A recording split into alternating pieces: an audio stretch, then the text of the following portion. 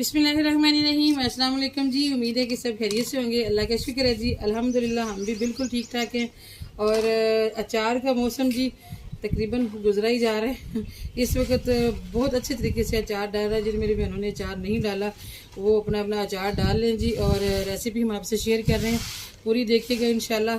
ये हमारी समझ लें कि नानियों दादियों से ये रेसिपी चलती आ रही है और अल्हम्दुलिल्लाह कभी भी अचार ख़राब नहीं हुआ। इसी तरीके से आप भी कीजिएगा तो इंशाल्लाह आपका अचार भी अच्छा रहेगा। मिर्चें जो है ना वो यहाँ पे इसलिए फैलाई हुई थी कि रात को मंगवाई हैं तो शापर में ही पड़ी रह गई। रात को देर से एक बार सब लेके आए हैं तो बस शापर में रह गई। सुबह ध्यान पड़ा तो जल्दी से फैला दें कि शापर में यह कि हीट होती है तो उसमें ज़रा मिर्चों के गलने का खतरा होता है। तो अभी जी इनको उठा के ले जाते हैं, ज़रा टूटी के पास इनको अच्छे तरीके से ना धो लेते हैं एक दफ़ा। फैमिली तो हमारी छोटी है जी, लेकिन आपको आमों से आइडिया हो रहा होगा कि अचार हम ज़रा ज़्यादा डालते हैं। असल में पंजाब में अचार बड़े शौक़ से खाया जाता है, ख़ासतौर पे देहात में। और इसके अलावा फिर मैंने अपनी ननद के लिए भी अचार डालना होता है।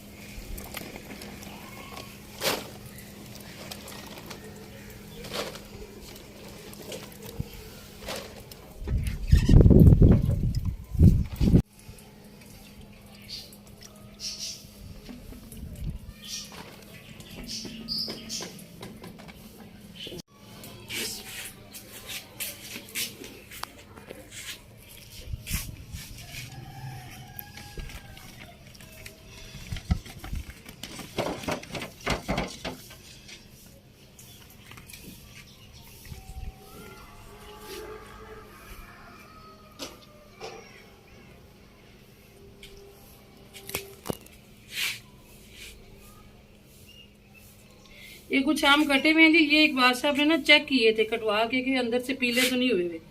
एक दफ़ा हमारे साथ ऐसे हो गया था कि पीले आम आ गए थे और अचार खराब हो गया था हमारा।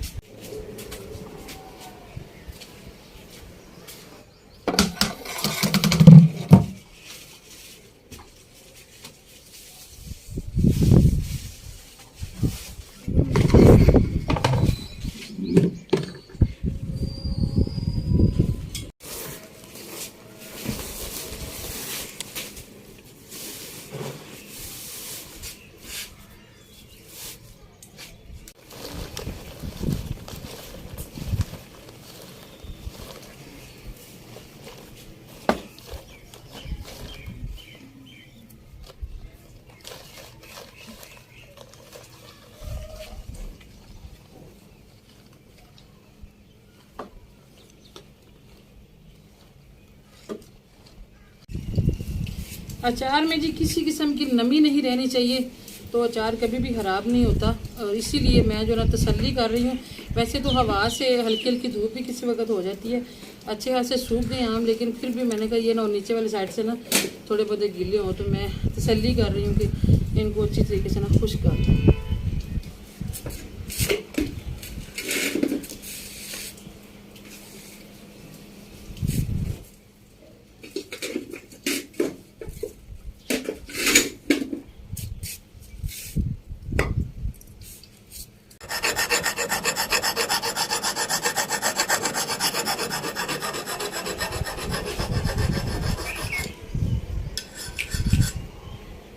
आमों को जी मैंने अच्छे तरीके से ना उठा के एक एक पीस को खुश कर लिया, क्योंकि अचार में थोड़ी सी भी नमी रह जाए ना तो फिर अचार नहीं जी ठीक रहता।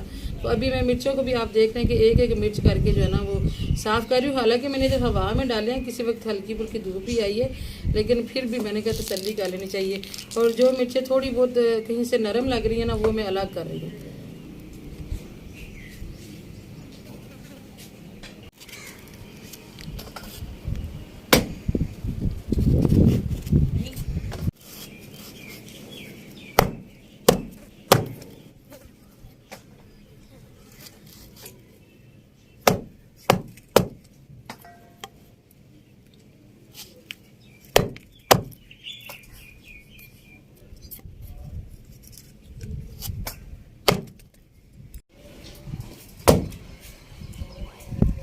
हम लोग जी हमेशा ऐसे ही करते हैं कि आम बाजार से लाके अच्छी तरह से धो के तसल्ली करके खुशक करके और साफ सुथरे तरीके से घर में कटिंग करते हैं। बाजार से कटवाए ना फिर वो तो वहाँ पे ना धोए जाते हैं और ना सुखाए जाते हैं, उनका फिर रिस्क ही होता है, दिल नहीं मानता।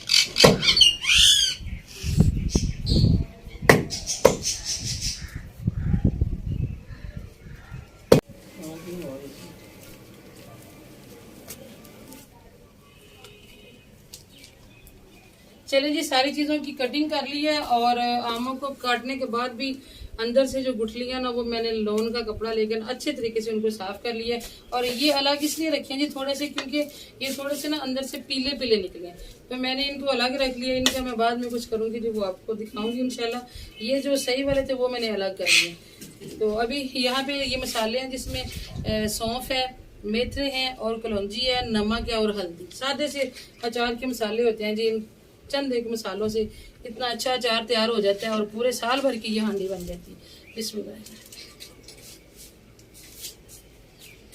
अभी जी मैं करने लगी हूँ इसमें फिलिंग। मिर्चों में सिर्फ नमक और हल्दी जो है ना ये मिक्स करके तो मैंने इसमें डालना।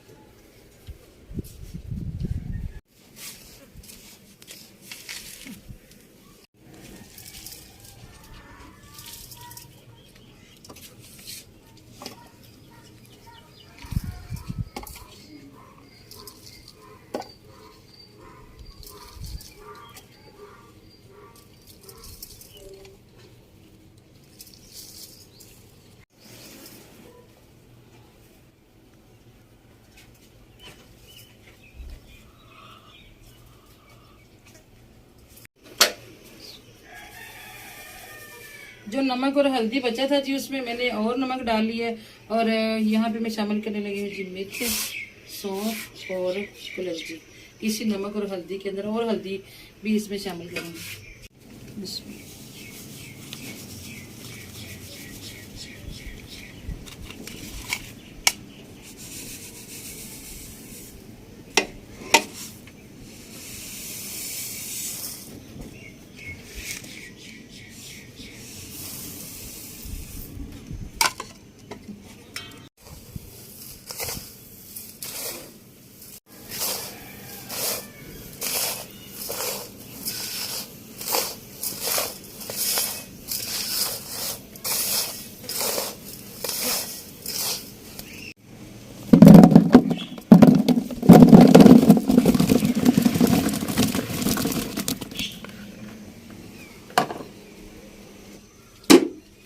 आम हमने डाल दिए जी। अभी मिर्चें जिनमें मैंने नमक और हल्दी भर के रखा था वो शामिल कर रही हूँ। बिस्मिल्लाह।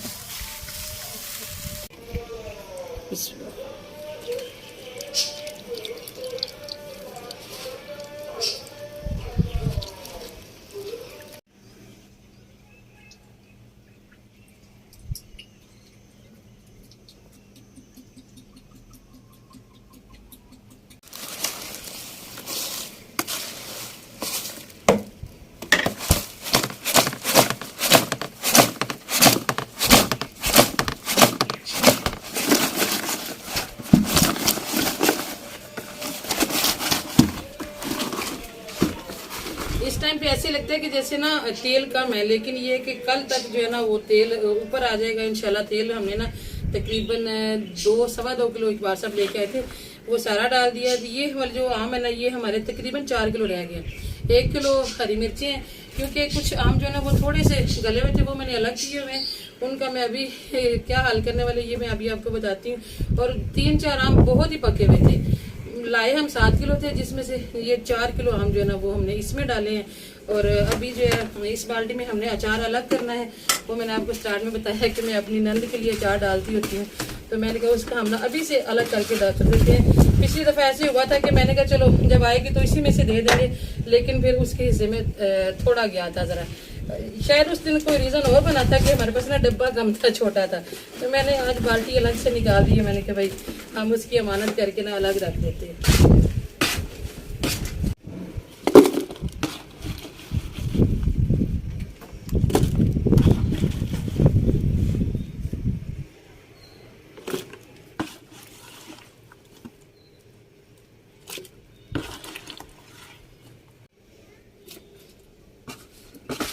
सारा कुछ मैंने इक्वल मिक्स करके तो फिर मैंने अचार जो है वो अलग किया।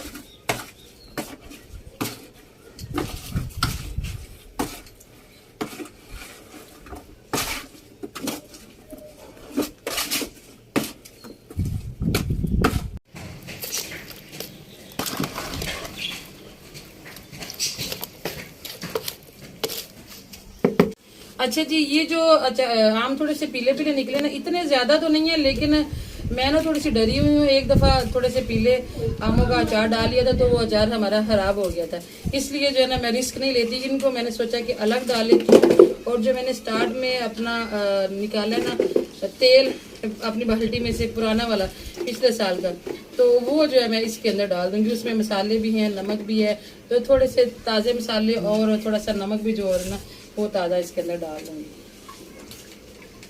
ये कि ये हम पहले इस्तेमाल कर लेंगे और जिसकी तसल्ली है कि वो इंशाल्लाह रहेगा, ये भी रहेगा। अम्मी से मैंने फ़ोन करके पूछा तो अम्मी कहते हैं ख़राब नहीं होगा। मैंने उनको वीडियो कॉल करके दिखाया भी है, लेकिन फिर भी मेरी तसल्ली नहीं हो रही थी, मैंने इनको अलग ही कर दिया। बिस्मिल्लाह।